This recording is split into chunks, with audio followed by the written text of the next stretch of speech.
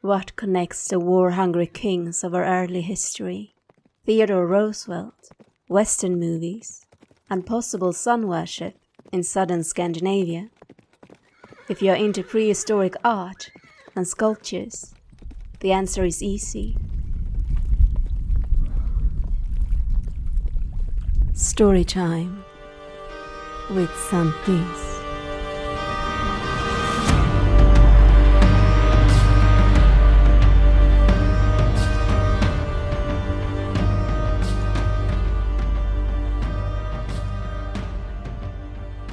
From rock art, bronze figurines and picture stones, to historical paintings, statues, and modern popular culture, there is no doubt that horses play a central role, both as an ally, as a means of transportation, as well as a symbol, an icon of strength, bravery, and power, even fertility, or at the very least, virility.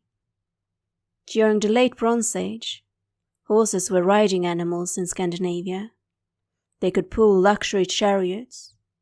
They were traded and sacrificed. We see them buried in the graves of mighty warriors. And we can read about various rituals in historical documents.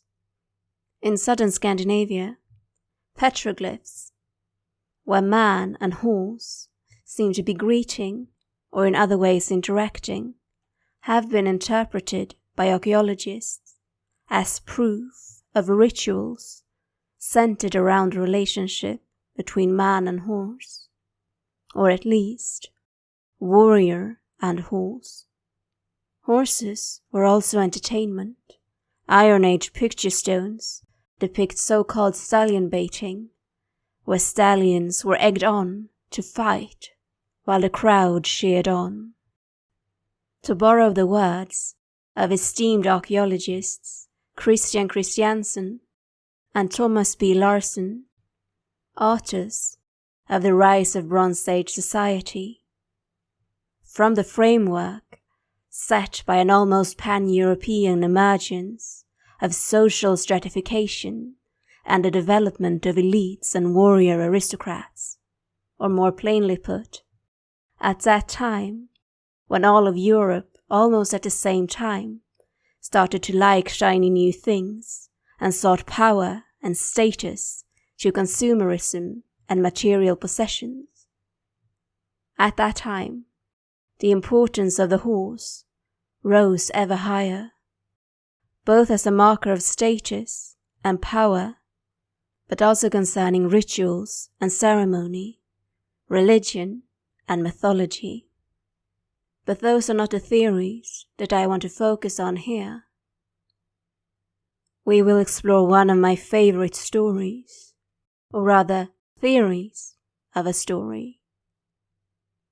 We are going to explore the sun's journey across the sky, aided by the mighty sun horse. In 1923, a now world-famous bronze figurine of a sun chariot was found in a bog in Trundholm, Denmark. The figurine dates to circa 1500 to 1300 BC. It is gloriously detailed and has movable wheels. That it depicts a horse pulling a round disc is obvious.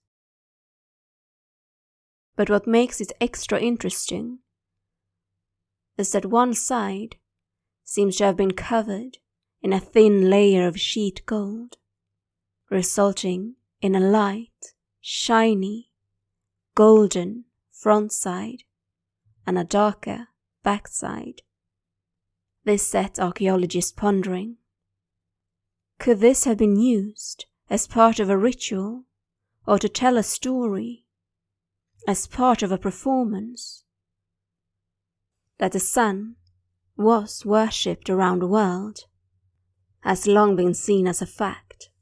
Many are the tales, the gods and goddesses, the art that prove that man has been aware of the sun's importance for a long time.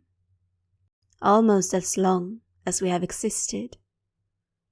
Could it be that this sun chariot and the steed that pulls it tell us a tale of the sun's journey across the sky, from sunrise to sunset?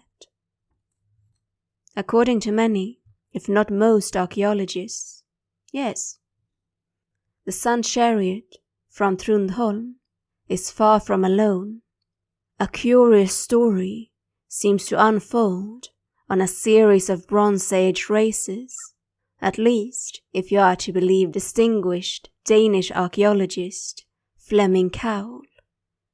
It is that story that we are going to explore in this episode.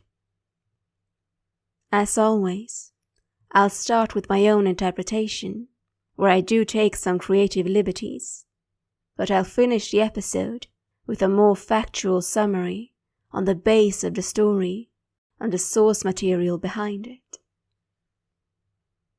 The sun's journey across the sky. A heavy burden rests on the sun horse, the fate of the world, no more, no less. It's a battle and a carefully choreographed dance where nothing is left to chance. It is not alone in its quest. Creatures from all realms, sky, land, water, even the netherworld, aid it and provides it with much needed rest. They do it because all living creatures know about the importance of the sun. To lose the sun would be to lose all light, all natural life. The world as they know it would fall. In the span of a day, from sunrise to sunset, there are 3 ships that the sun must board. The journey starts just before dawn. After spending the night on the night ship down in the harsh netherworld, the sun is dulled. It needs to wake and be born again to regain its flames. The fish of the water poke and stroke the sun away, at times aided by the snake that moves between the netherworld and the upper world. The sun must board the morning ship to rise over the horizon safely. The fish has an important task. Every second counts. The ship will not wait if the sun is late. The fish is never safe. Hungry birds of prey can lose themselves to hunger and dive towards it, hungry for its flesh. The fish must keep alert. It takes time for the sun to reignite, especially having been underwater, so the fish keeps its guard all morning, swimming next to the ship as it slowly rises out of the water until it rests softly on the surface of the still, early morning waters. When the ship has fully risen, the sun horse is there to greet it. After a night of rest, it is ready to pull the glowing disk, to spread light and warmth over the earth. The sun horse hovers the ship until the sun has fully woken, when its embers are in full blaze yet again. Then with a mighty kick of its strong hind legs, it kicks off and sets its course, rising until it reaches zenith, and the count towards night begins, but carrying the blazing sun takes its toll. By afternoon, the horse is starting to get tired and parched. The birds of the sky will sound, they will sing and signal the descent from zenith, a signal for the sunship to be ready to relieve the tired horse of its scorching burden. With a heavy thump, the sun horse lands on board a ship, making the planks creak. With a now fading sun disk resting on its deck, the boat journeys the length of the horizon, waiting for the glowing disk to fully dim. Meanwhile, the ebbing glow of the sun paints the sky and water in orange, yellow, and purple hues. Birds and fish keep a watch. The keen eyes of the birds seek the smooth, shimmering skin of the snake. The snake, adorned with one-of-a-kind spiral curls. You see, the snake that travels the netherworld and the upper world is one of few creatures able to hide the sun and sneak it aboard the night ship. When the snake arrives, it swallows the sun, its bulbous shape camouflaged by the snake's spiral curls. It leads the sun down under the horizon, down into the netherworld, where the night ship is docked, waiting for its turn. On board the ship, the sun can safely journey the netherworld until the fish wakes it up once more when a new day needs a dawn. As long as the wheel of the world is turning, the cycle starts over. The process is not always the same. The helpers change. But it remains a carefully choreographed dance where nothing is left to chance. I hope that you enjoyed my interpretation.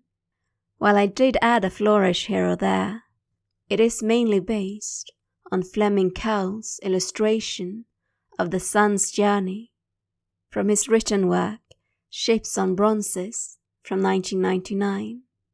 The illustration is based on imagery taken from ornate races from the later period of the Scandinavian Bronze Age. The same illustration is also used by Vitlycke Museum, located within the Tanum World Heritage, to explain petroglyphs depicting horses with circular discs connected to their heads, either by reins or seemingly by their mane. Similar images of horses can be found all over Scandinavia. The first I ever came across was actually located outside of Stockholm, called the Ersta petroglyphs. While the style is different, the story is the same. The same argument can be made when comparing different races to one another. The rendition and depictions vary a bit between sources. The divine agents or animal helpers are interchangeable. Their prominence varies, but the core of the story is always left intact and widespread. The exact details do not seem to be important to understand the essence of the story. To argue further for the story's importance in Bronze Age society, remember that bronze was expensive, a luxury. Creating it by getting the mix between copper and tin just right required skill and material. Designing and casting the items took equal time and skill, as did the laborsome process of pecking the petroglyphs into the Scandinavian granite. The story of the sun's journey across the sky is most likely a story told and upheld by the elite, but it is a well-known story nonetheless. The artifacts and the petroglyphs all mirror a shared knowledge, a staple in the Bronze Age mind. To me, there is no doubt that there is validity to the theory of such a story even if we do not know the exact telling. In between sources, the sun disk, the horse, and the ships seem to be constant, even if the other divine agents are less so.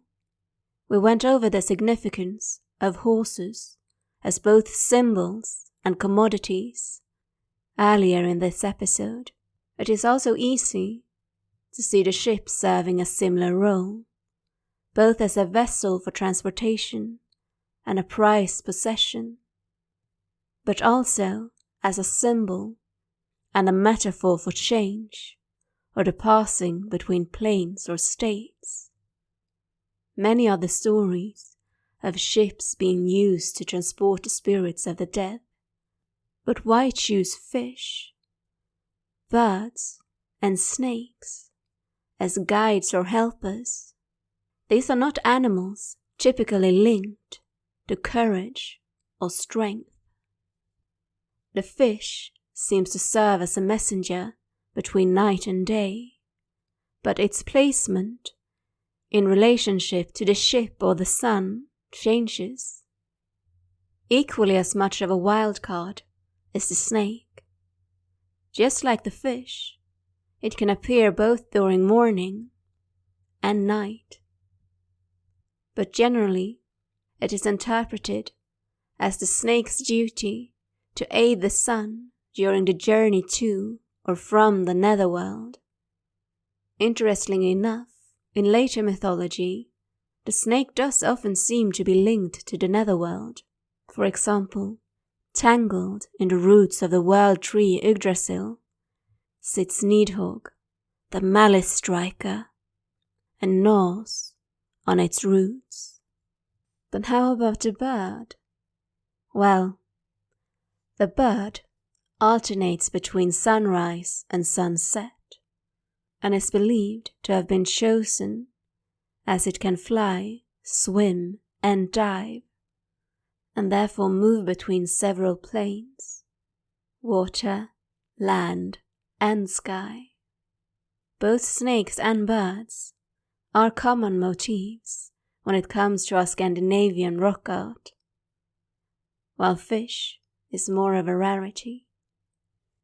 Birds, just like snakes, are also common in later mythology and folklore in Scandinavia.